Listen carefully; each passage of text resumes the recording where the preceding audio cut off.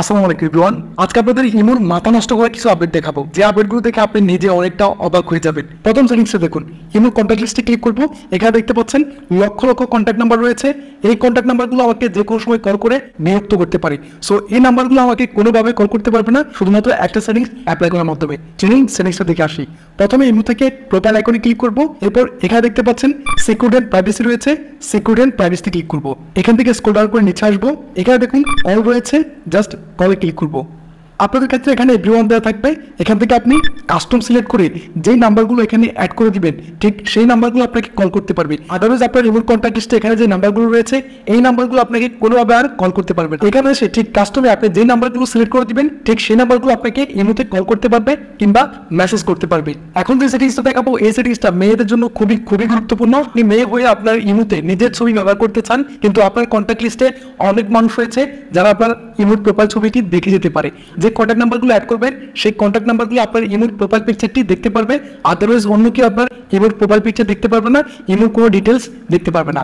এই সেটিংসটা অ্যাপ্লাই করার জন্য আবারও ইমো থেকে প্রোফাইল আইকনে ক্লিক করবো। এখানে দেখতে পাচ্ছেন security and privacy, security and প্রাইভেসিতে ক্লিক করবো। এখান থেকে স্ক্রল ডাউন করে নিচে আসবো। এখানে দেখুন প্রোফাইল প্রাইভেসি, জাস্ট প্রোফাইল প্রাইভেসিতে ক্লিক করবো। প্রথমে রয়েছে ব্লক স্ক্রিনশটস ফর প্রোফাইল। এখান থেকে এটা যদি আপনাদের অফ করা থাকে, তাহলে এই সেটিংসটাকে আপনারা অন করে দিবেন। ব্লক স্ক্রিনশটস ফর প্রোফাইলে ক্লিক করে এই সেটিংসটা অন করে দিলে আপনার ইমো প্রোফাইল অপশনে গিয়ে কেউ কোনোভাবে আর স্ক্রিনশটস নিতে পারবে না। সো এখান থেকে ব্যাকে ক্লিক করবো। এখন এখানে দেখুন লক প্রোফাইল, লক প্রোফাইলে ক্লিক করবো।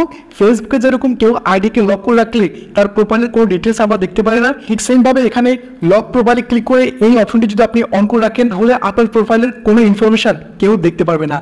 2017 কিংবা 18 সালে ইমো অনেক বেশি হ্যাক হয়েছে। একজনের ইমো আইডি অন্যজনে হ্যাক করে তার যে আত্মীয় স্বজন রয়েছে তাদের কাছ থেকে টাকা মেরে দিচ্ছে। সো ইমো হ্যাকিংটা বন্ধ করতে ইমো একটা পদক্ষেপ নিয়েছে, যেটা আপনার ডিভাইস ছাড়া অন্য কেউ আপনার ইমো অ্যাকাউন্টটিতে লগ ইন পর্যন্ত করতে পারবে না। শুধুমাত্র একটা ডিভাইসে আপনার ইমো অ্যাকাউন্টটি লগ ইন করা যাবে, যেটা আপনি এক ডিভাইসে লগ ইন করলে অন্য ডিভাইসে কোনোভাবে ইমো অ্যাকাউন্টটি লগ ইন হবে না। ওকে, এই সেটিংসটা করার জন্য এখান থেকে সেটিংস আইকনে ক্লিক করবো। এরপর এখানে দেখতে পাচ্ছেন ম্যানেজ ডিভাইস, ম্যানেজ ডিভাইসে ক্লিক করবো। এখন এখানে দুইটা ডিভাইস দেখতে পাচ্ছেন, একটা অনলাইনে রয়েছে যেটা দিয়ে আমি রেকর্ড করছি ক্যামেরা, এটা হচ্ছে 2 নাম্বার মোবাইল। সো 2 নাম্বার মোবাইলটি নিচে দেখতে পাচ্ছেন SMG973U1 স্যামসাং। আমি এখন স্যামসাং মোবাইল দিয়ে এই ভিডিওটি রেকর্ড করছি। সো এটা আমার অফলাইনে রয়েছে। আপনার ইমো অ্যাকাউন্টে যদি অন্য কেউ ব্যবহার করে, তাহলে তার ডিভাইস নেম আপনি এখানে নিচে দেখতে পারবেন। আপনি যদি চান শুধুমাত্র আপনার একটা মোবাইলে আপনার ইমো অ্যাকাউন্টটি লগ ইন থাকবে, অন্য ডিভাইসগুলো থেকে অটোমেটিক লগ আউট হয়ে যাবে, অথবা অন্য কেউ আপনার ইমো অ্যাকাউন্টটি ব্যবহার করতে পারবে না, তাহলে এখান থেকে মাল্টি ডিভাইস এই অপশনটিকে অফ করে দিতে হবে। এখান থেকে ডিসেবলে ক্লিক করে এই অপশনটিকে অফ করে দিব। সো মাল্টি ডিভাইস ওই সেটিংসটা অফ করে দেওয়ার পর আমাদের এই ডিভাইসটি ছাড়া অন্য কোনো ডিভাইসে আমাদের ইমো অ্যাকাউন্টটি কোনোভাবেই লগ ইন করতে পারবে না। রাগের মাথায় কিংবা ভুল করে মেজাজ খারাপ হলে আমরা যে কোনো সময় যে কাউকে এই মুহূর্তে ব্লক করে দিই, ব্লক করে পড়বেন আপনি মহাবিপদে। কিভাবে খুলবেন চলুন দেখে আসি। এখন ব্লক করা কন্ট্যাক্টগুলো কিভাবে আনব্লক করবেন। ইমো থাকা যে কোনো ব্লক নাম্বার আনব্লক করার জন্য ইমো থেকে প্রোফাইল আইকনে ক্লিক করবো। এরপর এখান থেকে সিকিউরিটি এন্ড প্রাইভেসিতে ক্লিক করবো। এখানে দেখতে পাচ্ছেন ব্লক লিস্ট, এখান থেকে ব্লক লিস্টে ক্লিক করবো। যাদেরকে আপনি ইমোতে ব্লক করে রেখেছেন তাদের কন্ট্যাক্ট নাম্বারগুলো এখানে দেখতে পারবেন।